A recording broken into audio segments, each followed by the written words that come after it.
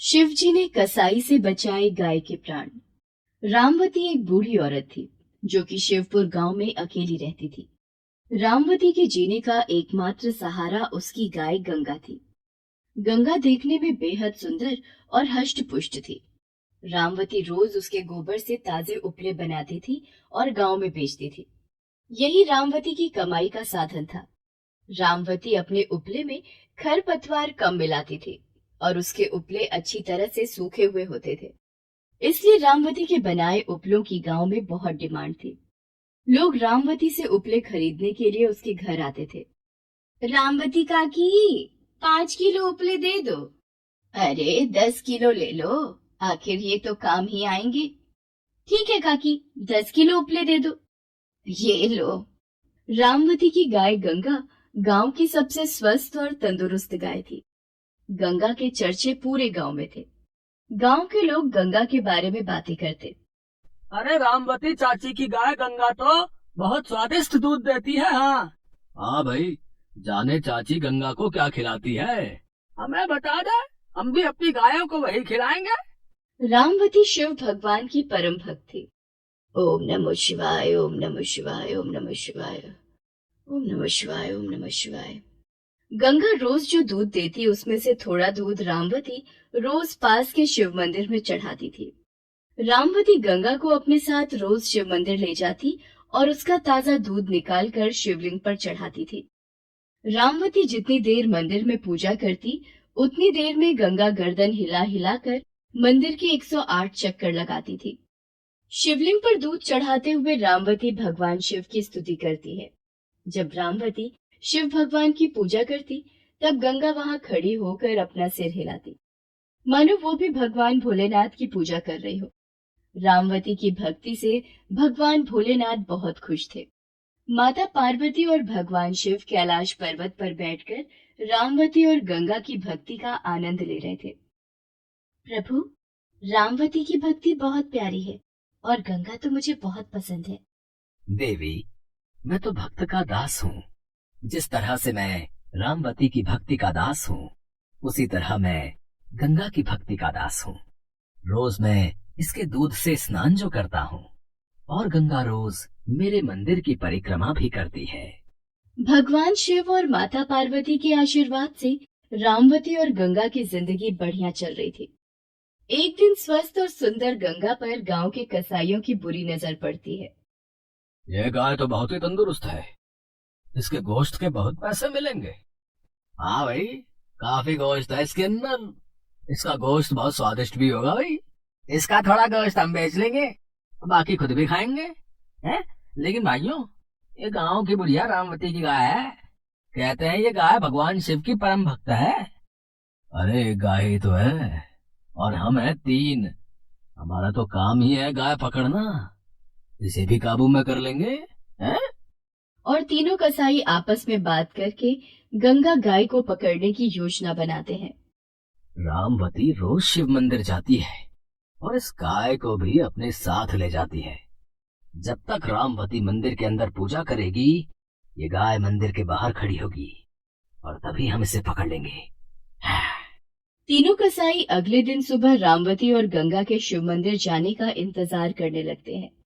रोज की तरह उस दिन भी रामवती नहा धोकर और गंगा को भी नहला धुलाकर तैयार करती है और दोनों शिव भगवान की पूजा करने शिव मंदिर की ओर निकल पड़ते हैं। तीनों कसाई रामवती के घर के पीछे घात लगाकर बैठे हुए थे। वो तीनों भी रामवती और गंगा के पीछे पीछे निकल पड़ते हैं। रामवती रास्ते से ही शिव भगवान की आरती गाती हुई मंदिर जा रही थी।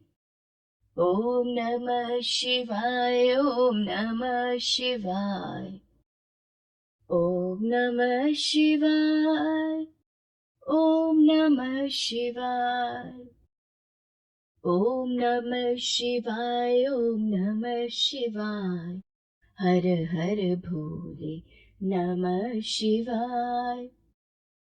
और गंगा अपना सिर हिला हिलाकर मानो रामवती की आरती में घंटी बजा रही थी। गंगा जब अपना सिर हिलाती थी तो उसके गले में लगी घंटी बजने लगती थी। इस तरह से दोनों शिव की भक्ति में डूबी हुई मंदिर पहुंची।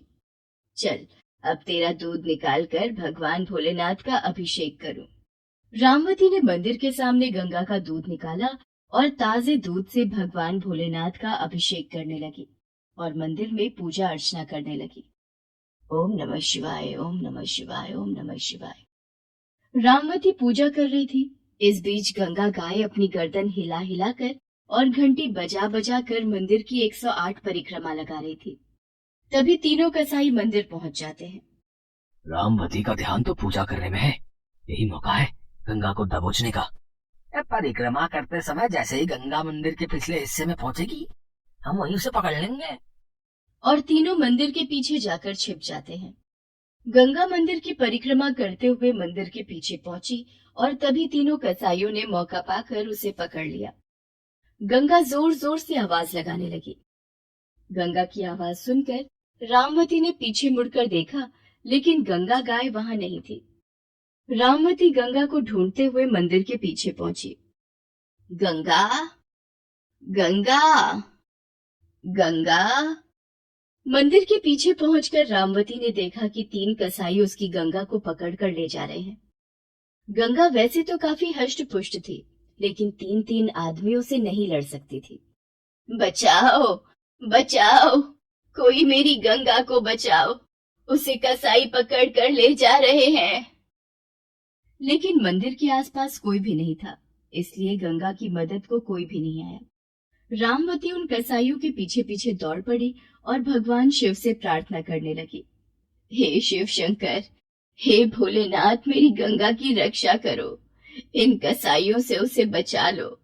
अरे कसाईयों, छोड़ दो मेरी गाय को, यही मेरे जीने का सहारा है।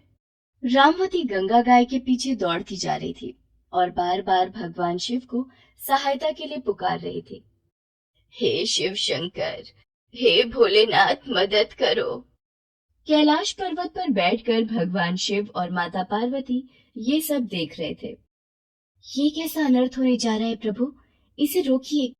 गंगा आपकी परम भक्त है, आपकी पूजा करते हुए आपके किसी भक्त के प्राण संकट में पड़ जाएं, ये आप कैसे देख सकते हैं प्रभु? पार्वती, तुम ठीक कह रही हो। मेरे किसी भक्त के प्राण संकट में हों, ये मैं सहन नहीं कर सकता। भगवान भोलेनाथ ने कैलाश पर्वत से ही अपने हाथ उठाकर गंगा को आशीर्वाद दिया। भगवान शिव के हाथ से एक तेज प्रकाश निकला जो सीधा गंगा के शरीर में प्रवेश कर गया और अचानक गंगा गाय की ताकत तिगुनी बढ़ गई। गंगा ने तीनों कसाईयों की पकड़ से खुद को छुड़ा लिया और अपने सींग से एक एक करके तीनों कसाईयों को उठाकर दूर पटक दिया। भाई, ये क्या हो गया इस गाय को? अचानक इसमें इतनी ताकत कहाँ से आ गई? पता नहीं भाई, लेकिन कुछ तो करिश्मा जरूर हुआ भाई। गंगा गाय ने उन तीनों कसाईयों को संभलने का मौका ही नहीं दिया और तीनों को अपनी सींग से पटक पटक कर खूब मारा। जान बचानी है तो भागो यहाँ से भाई, नहीं तो ये हमारा गोश्त बना डालेगा भाई। हाँ हाँ, भागो यहाँ से। गंगा गाय ने उन कसाईयों को खूब मारा। मार खाकर तीनों कसाई गंगा गाय को वहीं छोड़कर भाग गए। तभी पीछे से रामवती आ गई और गंगा को पुचकारने लगी। रामवती भगवान शिव का धन्यवाद करती है।